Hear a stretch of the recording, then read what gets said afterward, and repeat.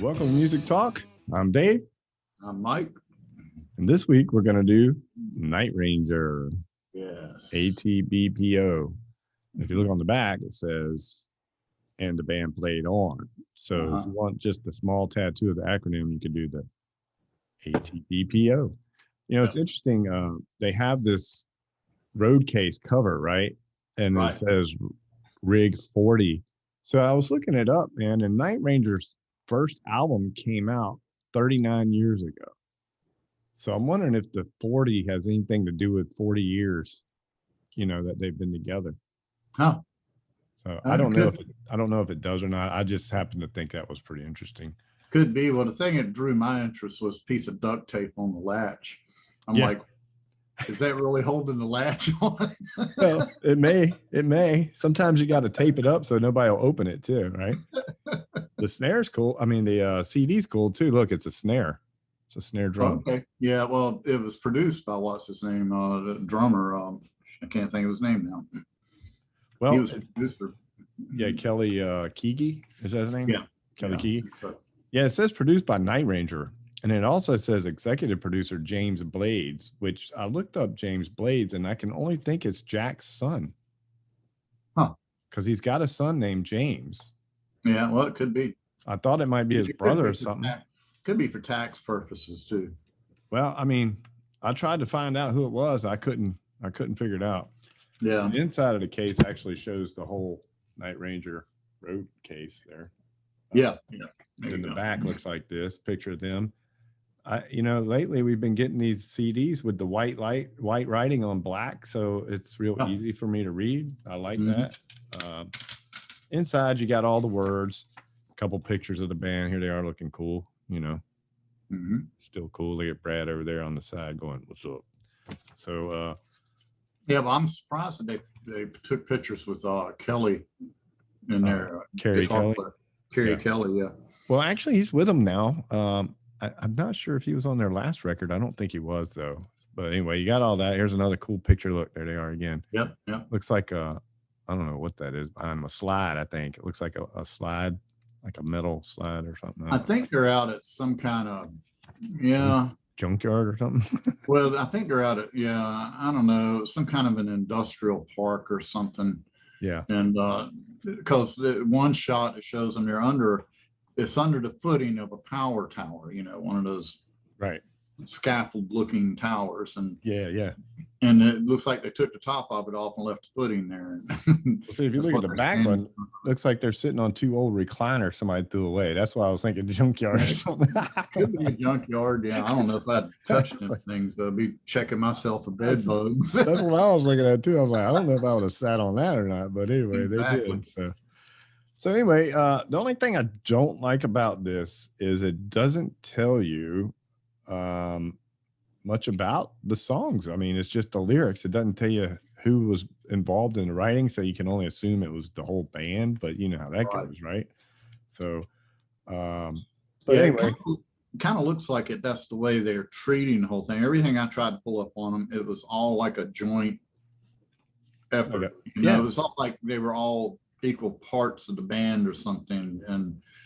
And I don't know, maybe it's kind of like who I'm trying to remember what band it was, but everything they wrote just included all their names.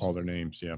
And a lot of people do that now. I mean, I guess, so it doesn't seem like they're trying to be egotistical or something. I don't know. Well, I think what it does is, as you're involved in the project, it gives everybody equal footing, regardless of the fact of what you brought to the band, talent wise or whatever. I mean, it's like, well, for me, for example, like with Boot Hill or whoever I worked with, I always wound up having to deal with the technical side of the sound and everything too.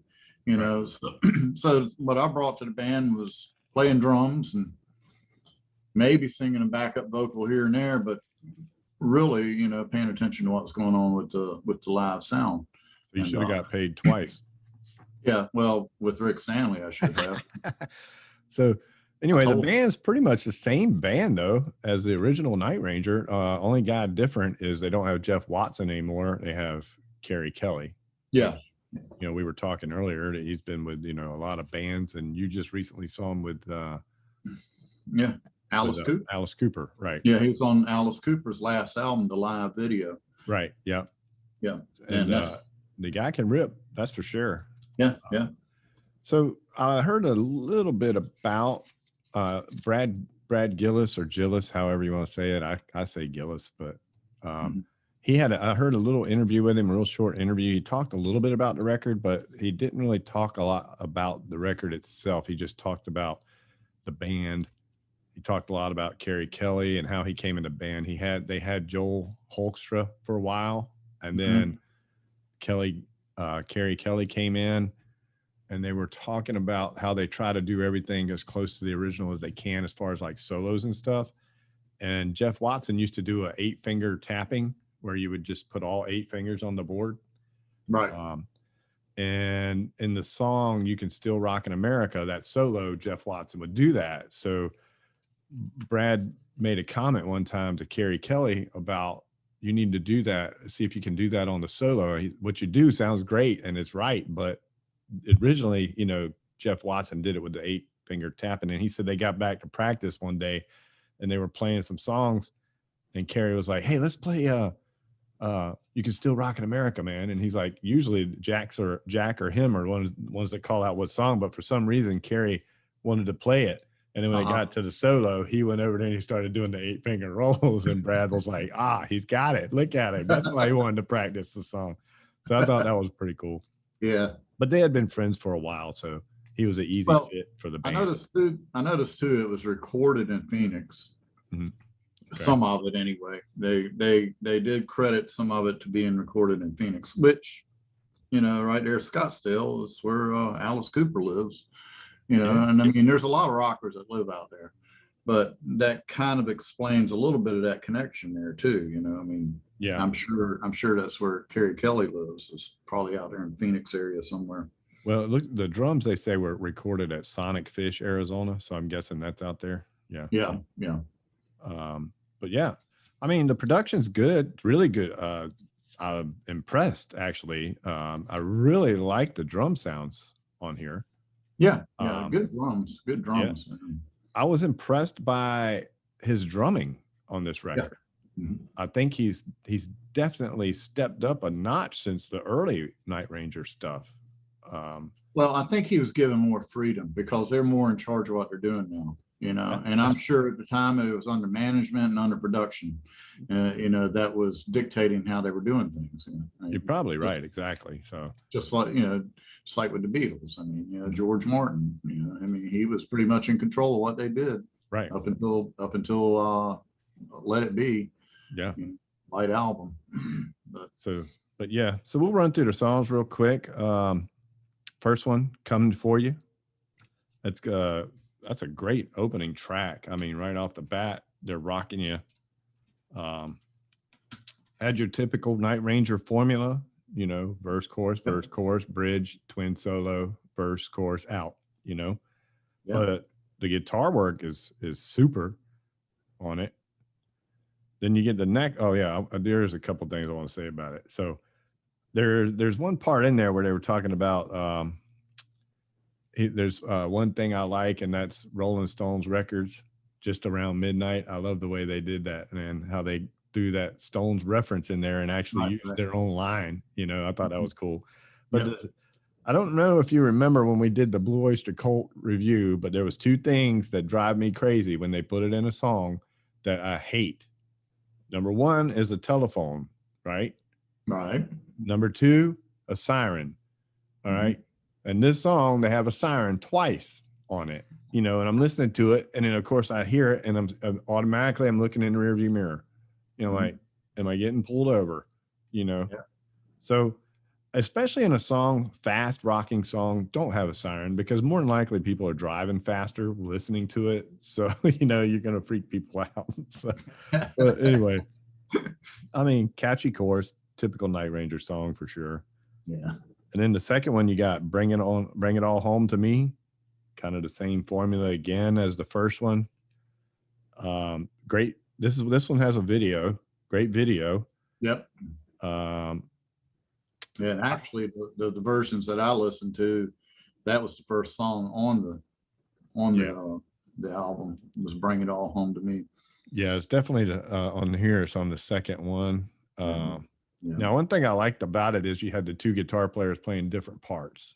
Right. You know, you had the one, and then Brad playing his little pieces in. I really like that. Mhm. Third song is Breakout, which was another video. Yeah. Same location, identical clothes, everything looked the same. Yeah. They just recorded them both and then left, right? Yeah, and they moved the drums in a different area. Yeah, well, did they? Okay, I didn't even notice that. Yeah, that's how I noticed he had two floor toms on his left side. You know, oh, okay, because they moved to another because location. they moved it around. And, but the intro to that's got a great harmonizing guitar, man. I really love that. yeah, Breakout. It reminded me a lot of, I'm trying to think, almost a Boston type thing. Yeah, you know? I could see that. Yeah, it was all, you know, with that twin, it was almost a 3-part guitar thing going on there, you know. Yeah. And I thought it was kind of neat. I thought it was like a nice little tribute there, you know. Well, one thing about this, the way you go ahead, the way it opened up, yeah, I like that a lot. And this song here, it kind of, I wish they would have done one thing, because this whole album, I mean, you have a keyboard player, right? You have Eric Levy, or Levi, or whatever you want to call it. Right. Mm-hmm. So in the solo, there was a part there that they could have gave him a piece. He could have did a keyboard solo in there, because it's not a standard twin guitar solo. They switched off it 2 or 3 times, and then there was an opening. I was like, man, they should have let the keyboard player throw something in there. Mm-hmm. So I was kind of wishing they would do that. Yeah. But I did like it. I mean, it's a great song. It's one of the ones I have a star by that I liked a lot. The first 3 I really liked a lot. So then we get to the fourth one, Hard to Make It Easy, which starts out, it reminds me a little bit of a Thin Lizzy beginning there. Yeah. But then I swear, man, I can't help but think of Heartache Tonight from the Eagles.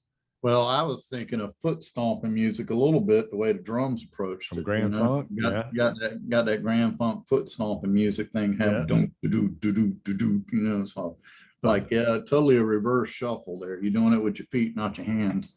Yeah. I do like this song. The piano has a great player piano sound in it, you know, kind of something you would hear in a casino or something, or an old saloon back in the day. Yep. But I know when they do the vocal part, it just reminds me so much of Heartache Tonight by the Eagles. And you know, there's something I want to mention too, is that these vocal harmonies are so perfect that I feel like they were auto-tuned. I thought about that too, but you know, I don't hear the mechanical issues there. Now, it could be depending on what software to use, because you know, like with Pro Tools, you can go in and actually pitch bend parts and bring them together, you know, which again is more of a manual mode of auto tune. Yeah. But I kind of think that's probably the route that they went right there. If it was any fine tuning, who knows? Maybe they were singing that well.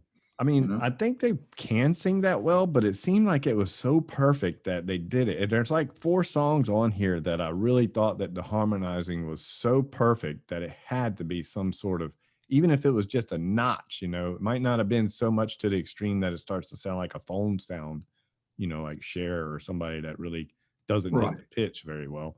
Right. I don't know. It just sounds so perfect to me.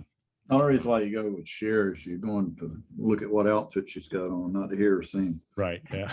But then we come up to and Hard to Make It Easy is a pretty good song. It's a good change up after the first 3. I mean, they rocked really hard. They dropped it down a little bit there. Had that, you know, feel to it. And then we get to number 5 was Can't Afford a Hero.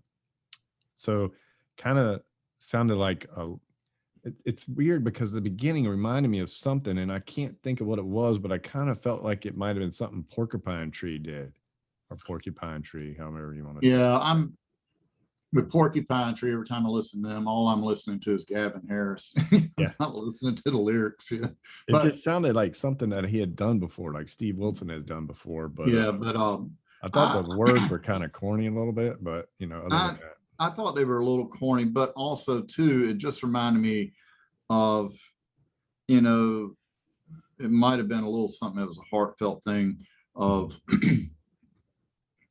maybe they run across somebody that was down and out on their luck or something or whatever, you know, and it was just a way of just reaching out, you know, going, hey, you don't have to, you know, afford a hero, you know. Right. And I mean, that's definitely cool. But I mean, lines like where he says, you know, see a track, you'll find a train, every window has a pane, stuff like that. It's like, come on, man. I mean, you could, just kind of corny to me, but I mean, that's fine. I mean, simple. And then we get to Cold as December. The intro reminded me a little bit of the Scorpions, No One Like You a little bit. It had that same lick in there. But, you know, the songs not really sound like that. The only reason I reference bands like this is because when people listen to the review, I want them to know what they might be getting ready to hear. It's not that we think that they're copying these bands. It's just, it's kind of the feel you get when you hear the song so that you know what you're getting into when you go into the record, to me. But I liked it. Cold as December, another rocker. Pretty good song. And then number 7 came on, and I thought it was a Queen there for a minute. I thought I was getting ready to have to start singing We Will Rock You. Yeah. I mean, that was the total intro of We Will Rock You, all the way down to the snare sound, sounding like hand claps. Yeah. So, you know, that was called Dance, which was one of the songs that I didn't care much for on the record, honestly. Then we get to number 8, The Hardest Road, nice slow ballad. Kind of reminded me of something that Poison would do a little bit, but I loved the song. I gotta say, I really did think it was a great song. Brad actually threw the same Sister Christian guitar solo in there that he did on Sister Christian back in the 80s. The same guitar lick and everything, man. So, well, that's the one thing that I want to point out about bands like this, and then you talk about bands like Poison or somebody like that. It's like, really, who actually brought this to the mat first? You know, was it something that Night Ranger was using in their live shows? And, true. That's so true. You know, it's like, okay, I mean, so yeah, it's just the results of the era, you know. I mean, I mean, I think I'm not saying that it sounded like a Poison song. I mean, I guess I did say that. I just think it reminds me of something. I'm thinking if they gave this song to Poison and Poison did it, you wouldn't think twice about it. It'd be like perfect for them, you know? Right. But again, I really like the song. It's a slow ballad. After all the hard rocking they're doing in here, you know, it was nice to have that slow ballad. So I really, really dug that. And then they come up to number 9 and they smack you right in the face again with Monkey, you know, which is a great rocking song. Kind of had a little James Gang twist in there a little bit with the Out All Night, Sleep All Day, you know, lyrics. That thing, that wasn't even on the one that I listened to, Monkey. You didn't have Monkey? Oh man, this one only had 9 tracks. I got this off of the Amazon. Wow, you only had 9 tracks? I still got 3 songs. Wow. Yeah. So Monkey, great rocker. Check it out when you get a chance. Number 10, did you have number 10, Lucky Man? I got Lucky Man, yeah. The Bo Diddley song? Yeah. Everybody's going to do a Bo Diddley song. I don't know why they just don't do Bo Diddley. Exactly. Get it over with, you know? But the thing of this one, man, it was such a weird time. And I tried to count it out and I kept coming up in the increments of 36, right? So, because as a bass player, you have to be able to keep time. So I'm used to counting. That way the drummer can go off in his world. Guitar players are going off in their world. The singer's always lost. So it's up to the bass player to do it, right? So I'm counting 36 increments. So the only thing I could figure is it was a 12/8 time. Is that a possibility? Yeah, a possibility. I think it'd be more like a 6/8 though, you know, six measures of 6/8. Well, I thought of 6/8, but the sixes weren't falling correctly because every time they would go to a change was like in 12. So I don't know. It was really weird. It'd be a 12/8. I mean, I don't know. If I was going to write down cheat notes on my chart when I'm playing it, it would be a 12/8 for me because I know that every 12 at the end of a part. Very well could be a 12/8. Yeah. I just thought it was strange timing. Maybe somebody can pipe in later on here and tell Right. me, because I tried it like 5 times and I was doing different counts and nothing was working. And I was like, you know what? I counted straight through, got to 36, divided it by 3 and said, that works for me. Yeah. So, Yeah. I have to do that a lot. Weird. So number 11, I got Tomorrow. Do you have Tomorrow? Nope. Well, Tomorrow was one of the ones that was just a typical, filler song, really, to me. I could have done with or without that one. Wasn't much to it. And number 12, which is not even on the lyric sheet. It just says bonus track on the CD. It's called Savior. And they shouldn't have put it on there. I didn't like it at all.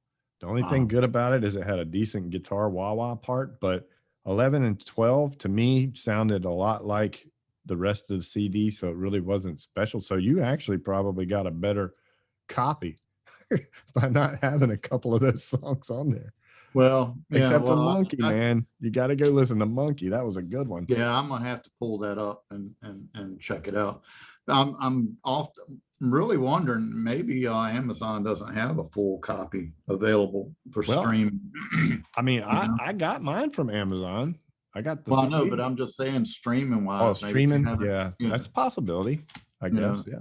And I don't know, maybe because you know how they have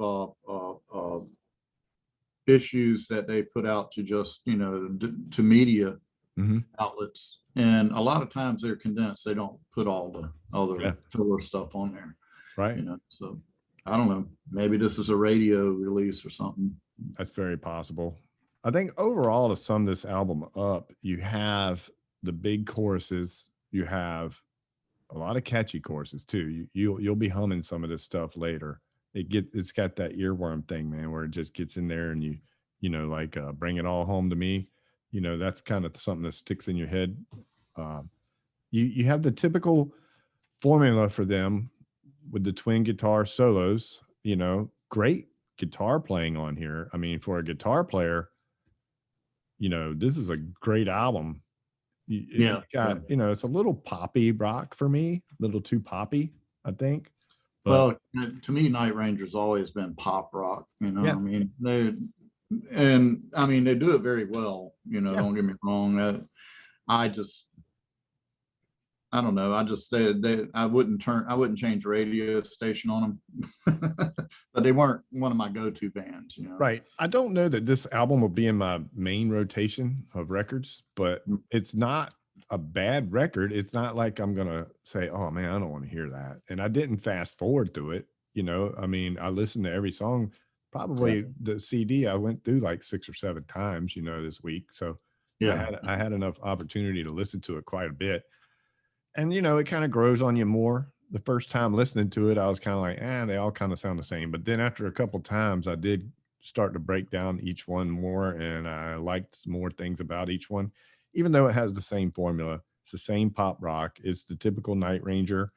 I felt like Jack Blades probably took the reins a lot because it reminded me of a lot of what you would hear with Shaw Blades or Damn Yankees.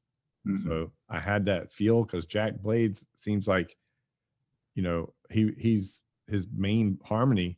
I can hear a lot of his harmony that I heard with the Damn Yankees and Shaw Blades. So it was weird. At one point, I thought Tommy Shaw was singing on here. It was that close, But I mean, overall, I think we talked a little bit about the auto-tune harmony vocals. It could have been there, it may not have been. It just seemed like they were so perfect to me that it would be hard not to auto-tune some of that. But I like it. There's like 1, 2, 3, 4, 5. I had 5 songs that I really liked on here, and a couple that were good, and then a few I think they could, I can do with or without. But either way, it made the album good. I mean, I'm not real great on this album. I'm gonna go with a 7.1 on it, but it's only because it's too poppy for me. I do think they had some crunchy guitar and some great guitar runs and licks. I really was impressed by the drums. I think they left a lot on the table when it came to the keys, and there was really no outstanding bass at all in this at all. Yeah, to me, it just seemed like a real formula album. I mean, nothing was done that I hadn't heard before. I think it had a little more freedom production wise. So that's why a lot of the stuff I think was a little more cliche-ish. Drum wise, like you were saying earlier, I mean, he was definitely head and shoulders above where he was years ago as far as what was allowed to be put on the record. Right. But again, to me, it's still real pop rock to me. And I'm not saying that they did a bad job. I mean, it's all been done before. I've heard all this stuff before in different venues and different bands. There's nothing wrong with that. I actually heard this stuff before from them. Yeah. So I mean, it was definitely Night Ranger all over it. Exactly. I mean, you know, I mean, I'm gonna give it a 6.5. 6.5. Yeah. Yep. If you listen to it more, you may take it up a notch. I don't know how many times you had a chance to listen to it, but I was on the 6.5 range when I first heard it. And then after a couple more times, I started to actually piece it in, you know, listen to different pieces instead of as a whole.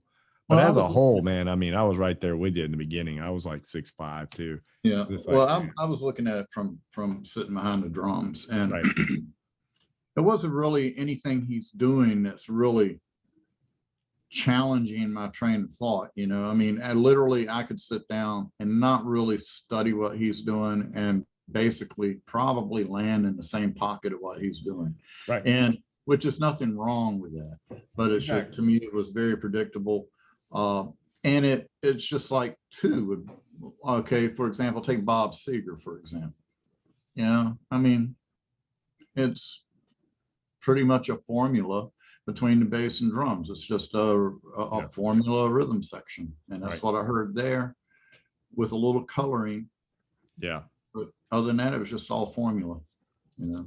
And I think when it comes to Jack Blades, I mean, I think he concentrates more on his vocal work than he does on his bass. I mean, the bass he just kind of has there, but you know, since he's singing most of it, which I had a hard time telling who sang what on this. They both sounded so similar. I don't know how many times the drummer sang as opposed to Jack Blades. I think I was definitely telling a difference. I didn't take account, but you know, whenever Jack Blades sang, I was like, yeah, that's definitely Night Ranger. You know? Yeah. I mean, I think Jack did most of the harder rocking ones for sure. But I don't, you know, like the Hardest Road, I wasn't sure if that one was Kelly or Jack. So, I mean, and that's not a big deal. It wasn't a deal breaker or anything, because I think they both have a great voice. Right. But, you know, before you could distinctly tell who was who, but now just they're very similar on their sound. So I had a hard time separating them. Harmonies were great though. Not sure who else does the harmonies in the band other than those two. I would say probably Brad does sing some, maybe the keyboard player. I don't know. I don't know. I think at some point, probably in a live situation, they all got a mic in front of them. And I think it's pretty much, well, do you feel like singing tonight? Yeah, right. Yeah, dude, it's clearly that Kelly and Jack are doing the brunt of it for sure. Right. And they work well together with their voices. I mean, I think it's great. Yeah. But I mean, overall, not a bad record, man. I mean, you know. I'm not discouraging anybody from listening or buying or anything. I think it'd be a great addition to anybody's collection. Well, if you like Night Ranger in the past, you'll like this for sure. Yeah. Well, like I say, I mean, to me, you know, I got so used to hearing like Night Ranger and stuff in nightclubs and stuff when I was working. You know, I turn on the radio, there they were, you know, anything in the top 40. And don't tell me you love me. It just gets to a point to, why do I want to buy it? Well, all I got to do is turn my radio on. Right. Yeah. Yeah. Their first record was like all over the radio for sure. Oh my God. You know, Dawn Patrol. Yeah. So, and you know, and coming up right there with Triumph. You know? Right. Well, coming up, you know, I mean, we played a couple of their songs, you know, Don't Tell Me You Love Me and, you know, stuff like that. But I didn't really I wasn't really into that type of rock. I wasn't, you know, I wasn't following the pop rock as much, you know, coming up. but you know, we had to do a couple of their songs just because. I mean, you know, we didn't do Sister Christian or anything, but we did a couple of their other ones, Still Rockin' America, you know, Don't Tell Me You Love Me, stuff like that. But, you know, I was never a giant Night Ranger fan. I thought Brad Gillis was a great guitar player. I thought he did a great job filling in when Randy passed with Ozzy. He didn't have a whole lot of time for that. People gave him a lot of flack over it, but I mean, he only had like 8 days to learn a whole set of Ozzy and Black Sabbath songs. So I mean, that's not an easy task, you know. No, especially guitar players carrying the brunt of the load other than the singer. I mean, yeah. Can you imagine that? Somebody coming up to you and saying, learn these Tony Iommi and Randy Rhoads songs. You got 8 days and we're doing 20 songs. So go get it, you know? Yeah. I mean, that's difficult tasks. First thing you do is you go to your guitar tech and tell them build you 2 guitars. Yeah. Yeah. Yep. And then leave me alone for the whole road trip while I'm in my hotel room trying to learn all these songs. Yeah. Right. All right. Well, we'll wrap this up. Pretty good record. Night Ranger and the band played on. Looks like this. Got the road case with the duct tape. There you go. I gave it a 7.1. Mike gave it a 6.5. All in all, I think it's worth a buy. You know. Yeah. I think it's worth it. So. All right. Well, until next time, y'all stay safe out there. That's right. Peace out. Listen to the music.